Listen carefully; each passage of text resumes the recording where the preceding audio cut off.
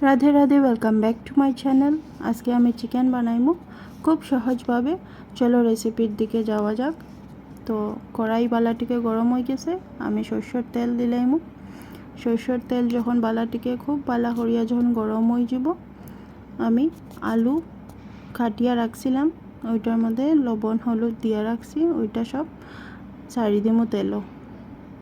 আলুটারে খুব সুন্দর করিয়া ভাজমু, 50% সিদ্ধও যেন হয়ে যায় আর ভাজাটাও যেন হয়ে যায়। এটার লেগে আমি লো ফ্লেমের মধ্যেই আলুটারে ভাজবো। আলু আমরা বাঙালিরা খুব পছন্দ করি, বিরিয়ানি হোক, চিকেন হোক, মাটন হোক, আলুটা লাগে। তো দেখো আমরা আলু ভাজা হয়ে গেছে সুন্দর লাল লাল। তো তারপরে এক এক করে সব তুলিয়া রাখি দিমু। তো এখন মাংস ম্যারিনেট করার সময় আইছে।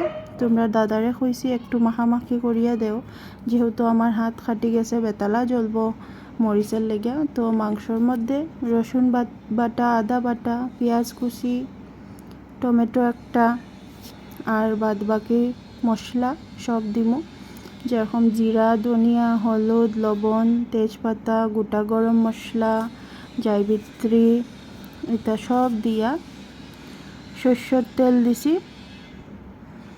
দিয়া আচ্ছা করিয়া মাখানি শুরু হইল। তারপরে আইলো আলু ভাজার তেলের মধ্যে, আলু ভাজার তেল যেটা রইছিল ওইটার মধ্যেই আমি সব মাংস দিলাইছি, আর তেল দিছি না। সব মাংস পালাটিকে দিয়া আমি এটার মধ্যে একটু কাশ্মীরি লাল মির্চ দিমু কালারের লেগে একটু মির্চ দিয়া বালাটিকে এটারে নাড়াচাড়া করিয়া আমি ঢাকিয়া রাখি দিমু। আর এটা লো ফ্লেমের মধ্যেই করবো, আমি ফ্লেমটা হাই করতাম না, সুন্দর করিয়া মাখা করিয়া করবো। তো হওয়ার পরে ঢাকিয়া রাখি দিছি। এখন ঢাকা তুলিয়া একবার দেখমু নিচে যেন না লাগে। আর দেখুন কি সুন্দর পেঁয়াজ গলিয়া, টমেটো গলিয়া একটু জল বাড়াইছে, ওই জলের মধ্যেই চিকেনটারে সিদ্ধ করবো। তো এখন ভাজা রাখা আলু সব দিয়া আবার একটু নাড়াচাড়া করিয়া এটারে ঢাকিয়া রাখবো।